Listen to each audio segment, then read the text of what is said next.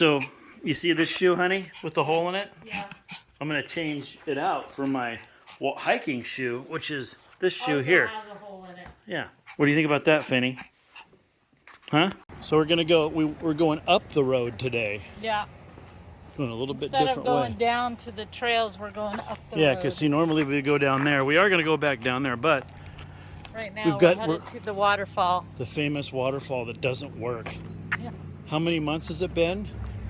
It's been over a year, I think. I guarantee you guys, it's the coolest waterfall you've ever seen that doesn't work. When I say waterfall, I mean fountain, I guess. But it's so big, we call it kind of a waterfall. But it's really a fountain. Can't find any parts for it. It was specially made by this company that doesn't exist anymore. And so we ended up getting the part that we need to fix it. We just don't know anybody that knows how to fix it. So it's just, you know, off. And it was so pretty and it was so awesome. But what's really funny about it is that it was quite well known for being hit with suds. So like we would be driving out or into our neighborhood and there would just be overflowing suds just like going down the road coming from the water fountain or the water. Yeah, it was awesome. Yeah. Now and that the water doesn't come down. frequently. Yeah, they did all the time. Sometimes they put like food coloring in there. Yeah. But the latest thing is they tagged it once. Yeah, since there's no water. Oh yeah, there was a huge male member painted on there, and I guess one of our neighbors spent the day getting rid of it. I don't know how he did. I mean, he just came down and was able to get rid of it. So I mean, we didn't actually know who to call or anything to get rid of that kind of thing because it was spray painted on there, but he did somehow come down and managed to get the colorful drawing off of it. Yeah. You would have thought that would have been motivation to get it fixed, but I guess that really means they can't find any parts, which is really a bummer. Right. But we'll go check it out up here. Yeah. Just right up yonder around the corner. It's a little bit of this is an uphill climb, so this is good. Wouldn't you say? Yeah. And you look over here to the left. There's a trail. Oh yeah. You want to go back there or you want to go to the fountain? Well, we'll do that another time. Okay. But yeah, that's cool. This is another big area. We haven't even explored this at all. And this is an area in our neighborhood that was originally it was set to have houses and all of that. That was going to be one of the phases of our development, but it can't have any sewer on it, so there can never be homes developed on it. So the HOA, we've been working on buying this piece of property and maybe turning it into like a big park or something that we want to be able to use all this land. Yeah. So I think a good off-road motocross park would be ideal. Yeah. But nobody else would. I'm sure you would. Yeah. But no. Yeah, I mean, it's a good chunk. It's a big, huge piece of land. So you can see it's kind of cleared behind here. You could totally have like maybe an off-leash dog park and like a huge, just a neighborhood kids park, or I think risk-taking things would be good. Like the monkey bars. You remember the monkey bars back when we were? See, those were the days. Teeter-totter, monkey bars. Climbing wall would be fun. Yeah. Climbing wall. But the monkey bars, I mean, you had to have knocked your head on the monkey bars once or twice. Once or twice. I mean, everybody usually goes from the top to the bottom at one point in their elementary school career. Yeah. That's why they took the damn things out, but only after we graduated after 6th grade.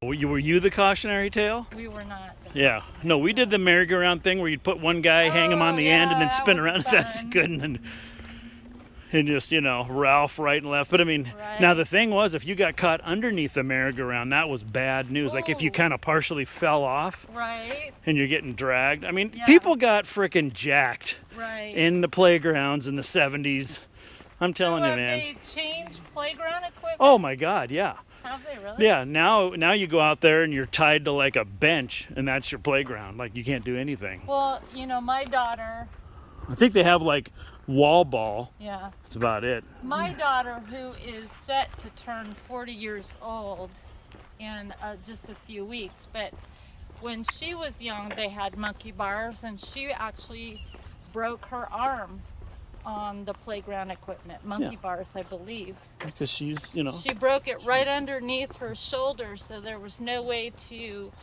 do a cast or anything like that. She just had to keep her arm like this for 6 weeks. So, but yeah, I mean, it was dangerous back then. Yeah, no, they didn't mess around. I mean, they were trying to kill us off for sure. I mean, they were. It was just a big plan. I mean, before Bill Cosby became Bill Cosby, he was actually really funny. Yeah. And he used to talk about how the parents were out to try to kill all the kids. And if you think about it, yes, it's probably true. The grown-ups were trying to kill him. Right. I agree with you because, man, when you got yourself broken armed and nosed and feet, I mean, it taught you something about being tough. Yeah, nowadays. Well, and not only that, it taught you that you have consequences to your circumstances. So if you're doing stupid things, you can likely get hurt. And right now, if we keep kids too safe, like I was saying, they don't get to learn how stupid it is to be stupid. We're walking up to the waterless fountain. I mean, it's super pretty when it's going in. Oh, yeah. At night it's lit up and the water's flowing, and it's really a classy way to enter our neighborhood. And all of the neighbors were all just sick about it not working. And it's not like we're not trying to get it fixed. We can completely afford to have it fixed. That's not a problem either. Yeah. Look at all this standing water. Whoa. Oh, I know. Yeah. But you can see it's a good size deal.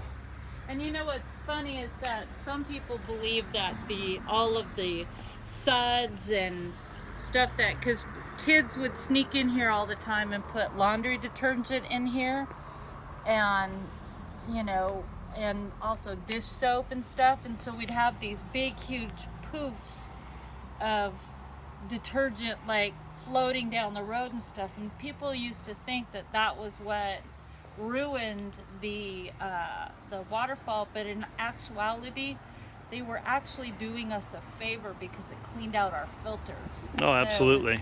It was actually not bad or harmful. That's why we didn't try catching or prosecuting anybody. So this, starting here, all the way back down to just before our house, is all the land that we're in the process of buying. Our HOA is buying. And all of this is going to be, we're going to make use of it somehow. And we do a lot of events. Our neighborhood puts on a lot of events. I mean, like a huge 4th of July thing, and we have tournaments, all kinds of movie nights for the kids.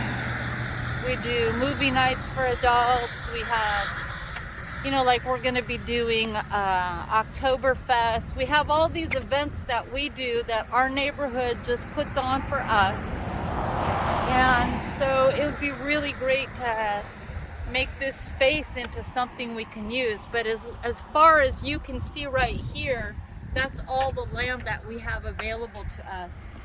And it goes back, at least, 100 yards or more. Oh, no, more than that. Probably 400 yards. Yeah.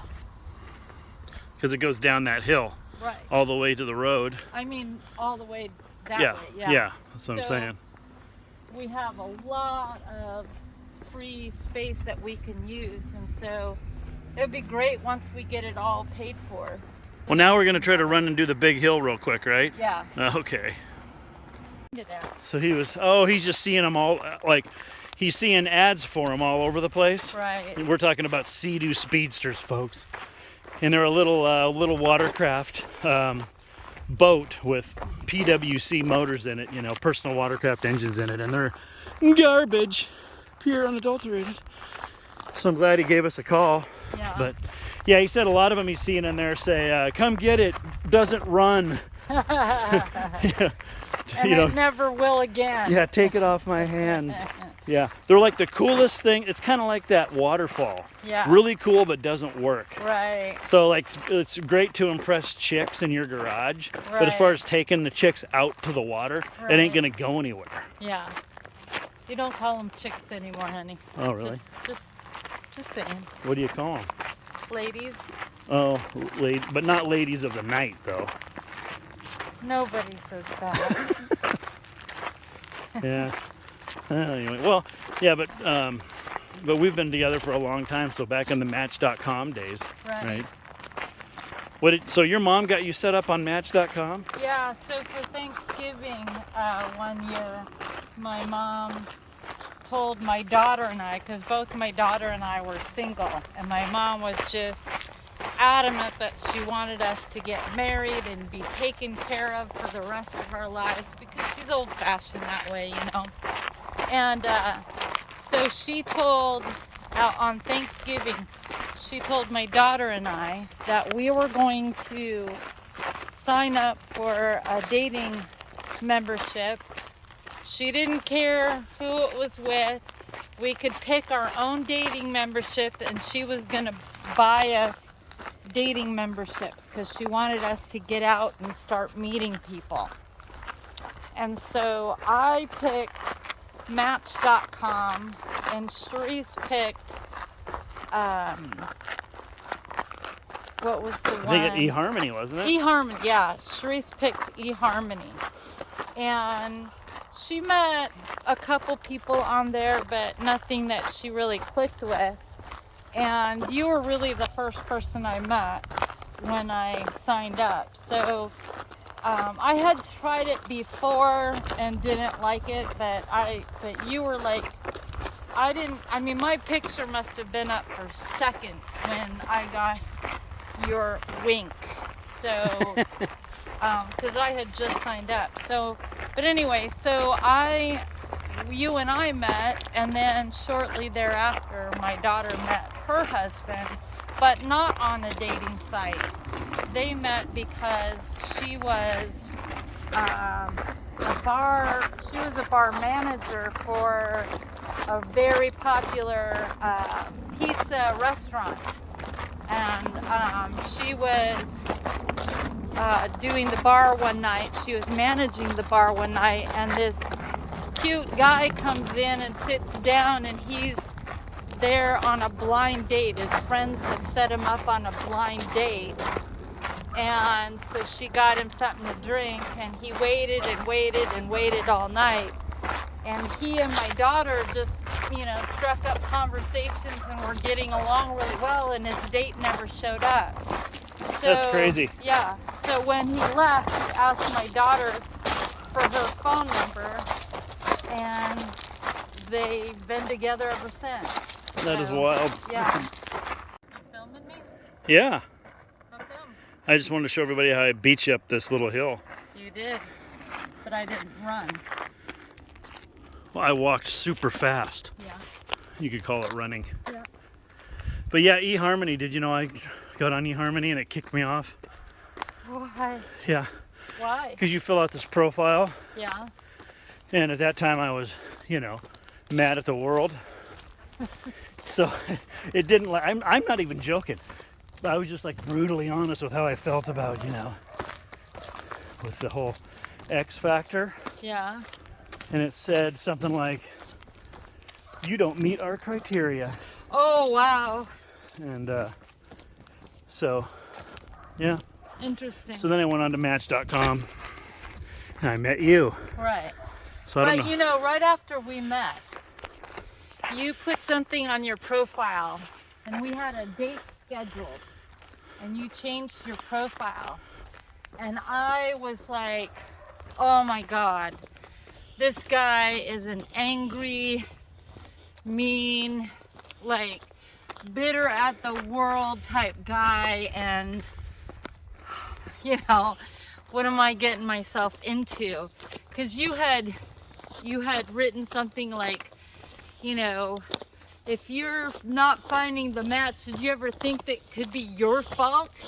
And you know, what's wrong with you? Are you taking a look at your problems?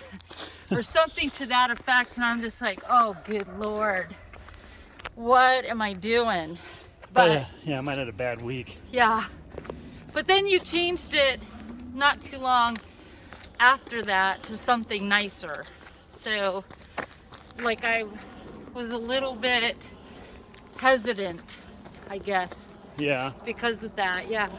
Well, and then it all worked out. It did. We'll have to tell people about our first date sometime. Right. But for now, we're gonna try to tackle this hill. Okay guys, we'll see you tomorrow. Bye.